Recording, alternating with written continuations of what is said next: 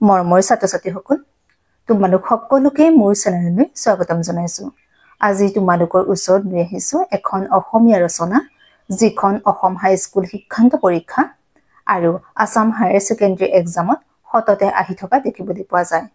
আহা আজিৰ ৰচনাখন আৰম্ভ কৰো। ৰচনাখনৰ নাম মানৱ সমাজলৈ বিজ্ঞানৰ অৱদান। আৰম্ভণি। বৰ্তমান বিজ্ঞানৰ যুগ।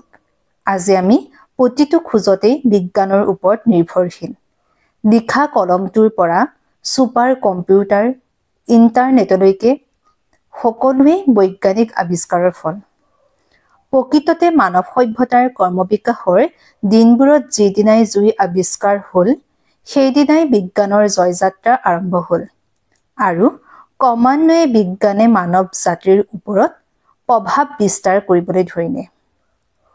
বিজ্ঞানে আমাৰ জীৱনলৈ সুবিধা কঢ়িয়াই আমাৰ জীৱন উপভোগ্য কৰি তুলিছে।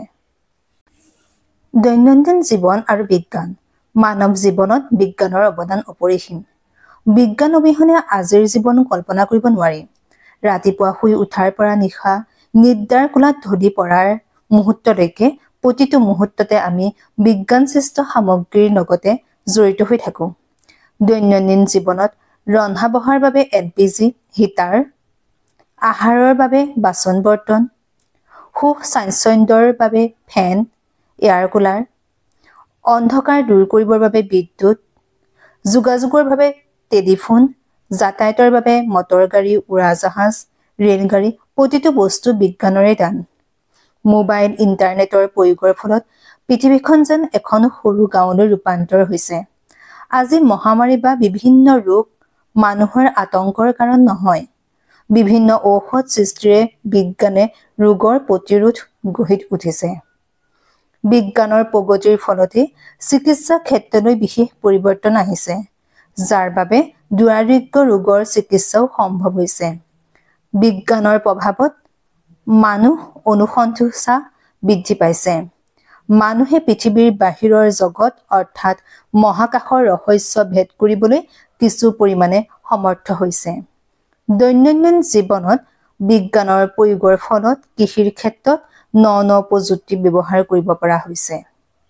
মুঠতে পৰিধি নথকা বিশাল অৱদানেৰে বিজ্ঞানে মানুহৰ জীৱনৰ প্ৰতিটো পদক্ষেপতে ভূমিকা লৈ মানৱ সভ্যতাক বহু ওপৰলৈ লৈ গৈছে। বিজ্ঞানৰ ক্ষতিকাৰক দিশ।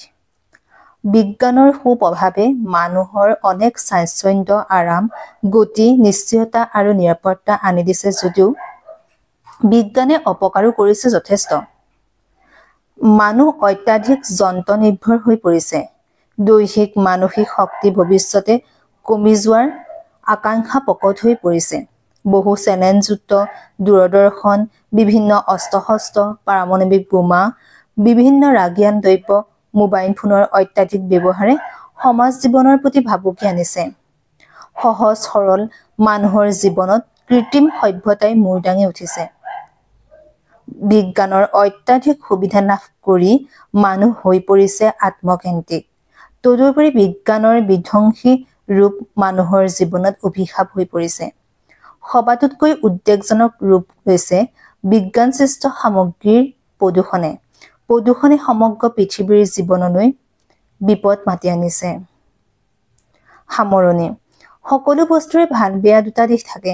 জীৱশ্ৰেষ্ঠ মানৱে ভাল দিশটো বাছি লোৱাটোৱেই কৰ্তব্য। বিজ্ঞান অবিহনে আমাৰ জীৱন অচল যদিও তাৰ প্ৰয়োগত সচেতন হোৱাটো জৰুৰী। বিজ্ঞানৰ সুফলে যাতে সমাজৰ সকলো স্তৰৰ লোকক স্পৰ্শ কৰিব পাৰে তাৰ প্ৰতি দৃষ্টি ৰখাটো আমাৰ সকলোৰে কৰ্তব্য। অন্যথা পৃথিৱীও এদিন চন্দ্ৰ বা মংগলৰ দৰে প্ৰাণহীন ভূমিখণ্ডলৈ ৰূপান্তৰিত হ'ব।